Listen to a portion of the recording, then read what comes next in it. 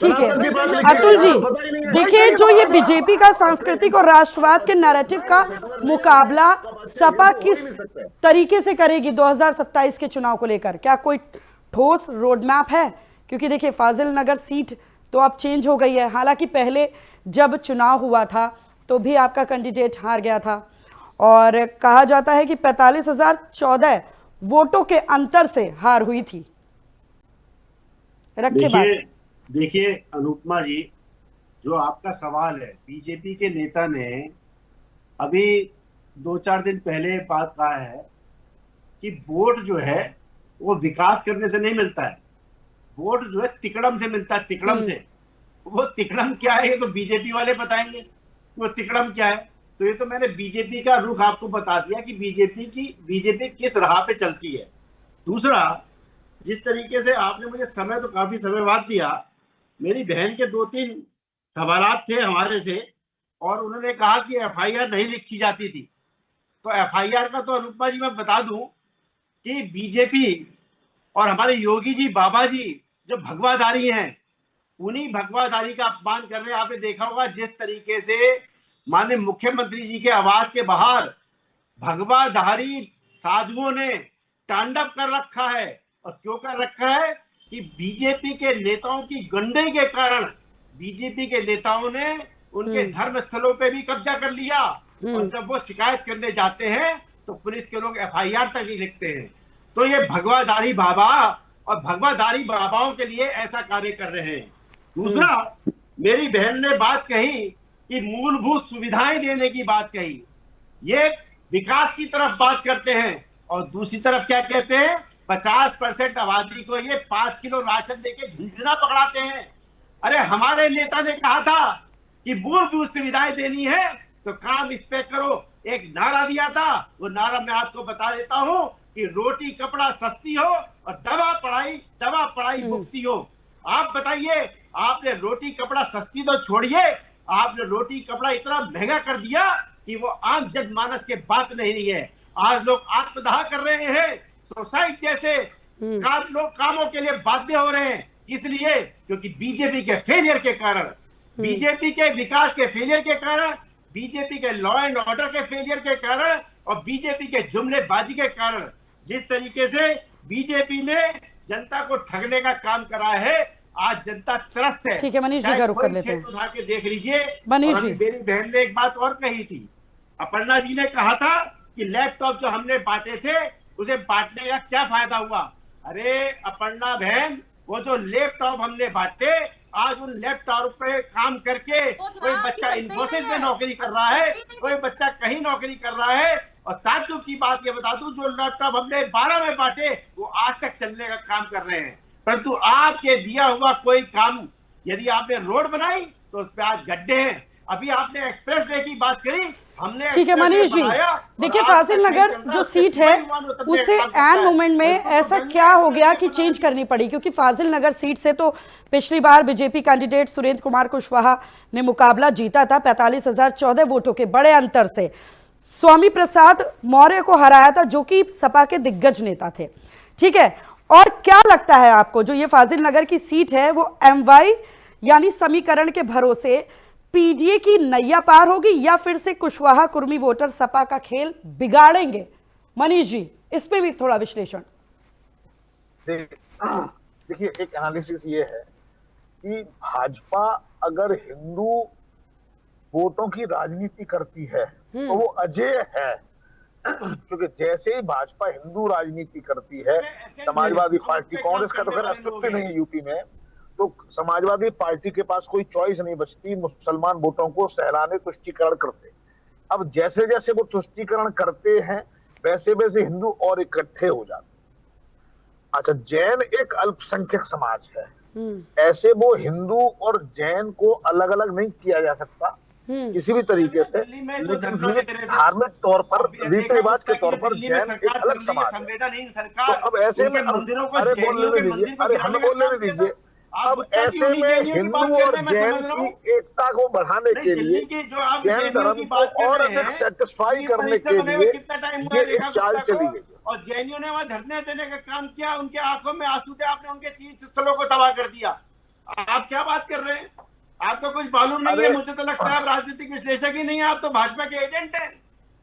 आप तो भाजपा के एजेंट हैं। और एफएम न्यूज ने आपको भाजपा का एजेंट बना के राजनीतिक विश्लेषक के तौर पे बिठाया हुआ है। बकवास बंद करें। ये बकवास नहीं है, थोड़ा सा बोल दिया मिर्ची लग गई आपको। मैंने सत्य बोल दिया मिर्ची लग गई। सत्य कड़वा होता है, आप सुनने के लिए तैयार नहीं। आपसे कुछ पूछो, आप चले जाते हैं कहीं। आपसे विकास की बात करो, आप इंदिरा गांधी पे चले जाते हैं। अरे भाई, इस समय मोदी जी राज कर रहे हैं 2014 से। आप अपना बताइए ना, क्या कर रहे हैं आप?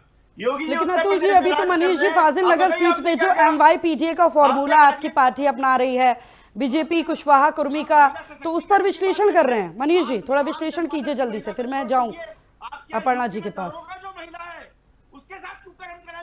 मनीष जी आवाज आ रही है?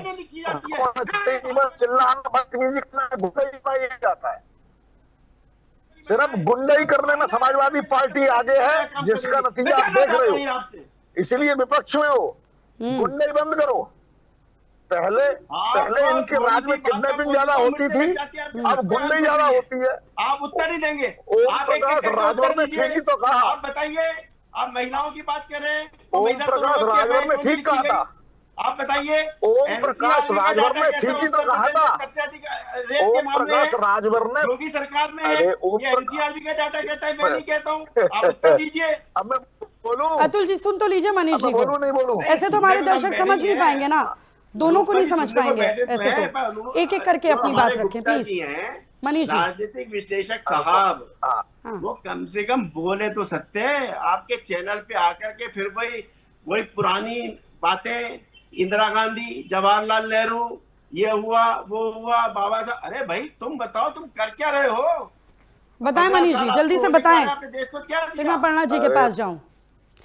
सभी से विनती है, थोड़ा सा धर्म के चश्मे से अलग होकर बातें रखिए ना। अभी इनकी परेशानी ये है कि इनको भाजपा के प्रश्न मेरे से पूछने में जवाब देता हूं, फिर कहते हैं एजेंट है। तो इनका क्या है, अभी इनकी स्थिति ठीक नहीं है। अब मैं समझाता हूँ। जैसे जैसे सब स्टेज में एक साथ काम नहीं किया जाता। जहां जहां जड़ों से जोड़ने का काम है, तो फाजिल नगर का काम अगर पावागढ़ कर दिया, तो जैन धर्म के लोगों को भी एक स्टेक दे दिया कि भाई ठीक है, हमने एक आपकी मांग मानी। जैन धर्माचार्यों ने मांग रखी कि हमारे जैन धर्म के प्रतीक पर इसका नाम बदला जाए, रख दिया।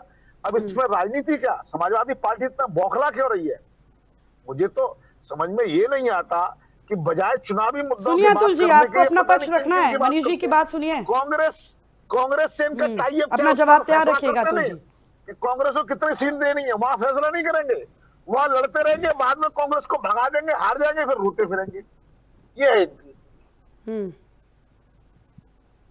तो अब आते हैं योगी जी के एग्रेशन पर। देखिए, हमें ये समझना पड़ेगा कि योगी जी अपनी हिंदू विचारधारा की राजनीति को आगे रखे हुए हैं, इसमें कोई शक नहीं है।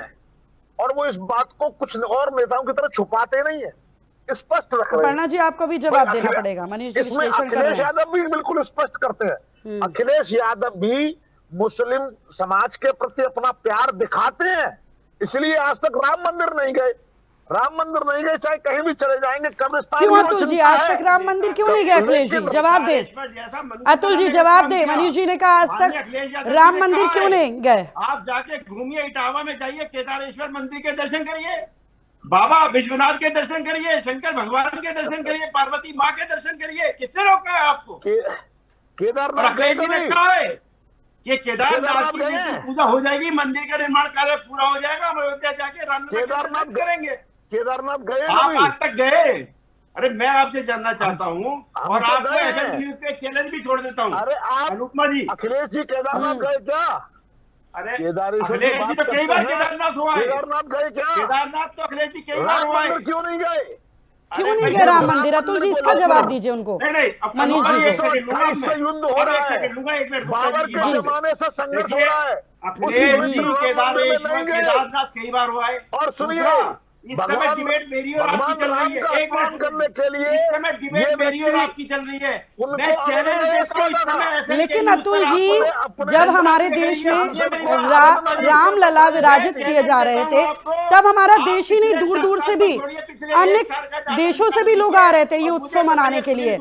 तो मनीष जी सवाल कर रहे हैं कि अखिलेश यादव क्यों नहीं गए। अकाउंट देख लीजिए, आपको पता लग जाएगा। हर महीने कम से कम 3 तीर्थस्थलों में मैं जाने का काम करता हूँ। आप बात करते हैं अपनी। अरे हम लोग सेक्युलर हैं। यदि कोई आदमी पीड़ित है उसकी आवाज उठाने का काम करते हैं। इसे कुश्ती करने कहा जा सकता है। आप मोदी की तरह नहीं एक धर्म विशेष देखा और उसके पीछे लग गए, उसके ऊपर बुलडोजर चलाने का काम कर दिया। आप लोगों की तरह नहीं है। आप बताइए कितने मंदिरों में आपने भ्रमण किया? जवान बंद हो गई आपकी, मैं डाटा दूं? अरे अखिलेश यादव मंदिर गए क्या? अपर्णा जी रखे बात, अपर्णा जी कर लेते हैं। बहुत देर से सुन रही हैं आप दोनों को। रखे बात अपर्णा जी। श्याम रजक आपकी अच्छा चलो, समाजवादी पार्टी के 10 वर्ष नेताओं में कौन गया मंदिर? मोदी जी ने कौन सा भंडारा करा? समाजवादी पार्टी हिंदू विरोधी है? मोदी जी ने कौन सा क्या समाजवादी पार्टी हिंदू विरोधी है? कौन गया मंदिर? अपर्णा जी बहुत देर से सुन रही हैं। समाजवादी पार्टी का कौन सा बड़ा नेता मंदिर गया बताओ? समाजवादी पार्टी का कौन सा बड़ा नेता मंदिर गया? आपका राष्ट्रवादी अतुल जी, मनीष जी आरोप लगा रहे हैं कि समाजवादी पार्टी हिंदू विरोधी है। अतुल जी, अभी मैं 2 दिन पहले केरला होकर के आया हूँ। कोट्यम मंदिर में मैं गया, पद्मनाभम स्वामी मंदिर में मैं गया, त्रिवेंद्रम के। आप बताइए आप कितने मंदिरों में जाने का काम किया? अखिलेश यादव गए क्या? यार अभी पूछ रहे हो समाजवादी पार्टी का कोई नेता क्या? आप कह रहे हो अखिलेश यादव गए क्या? अखिलेश यादव कहीं बताए तो सुन लो। अरे सुन लो मेरे भाई, अपर्णा जी रखें जल्दी। अखिलेश यादव जी पिछले महीने उड़ीसा में गए, ठीक है ना? वहां जाके जगन्नाथ स्वामी भगवान के दर्शन करे, मैं उनके साथ था। उसके बाद अखिलेश यादव भी 600 साल पुराने मंदिर में भुवनेश्वर में गए, मैं उनके साथ था। आप कह रहे मंदिर में नहीं गए? अखिलेश यादव जी पिछले 3 बार से ज्येष्ठ मंगलवार का भंडारा कर रहे हैं। आप कह रहे मंदिर नहीं गए? अखिलेश यादव जी केदारेश्वर भगवान का इटावा में निर्माण करा रहे हैं। आप कह रहे अखिलेश यादव जी मंदिर गए? अखिलेश यादव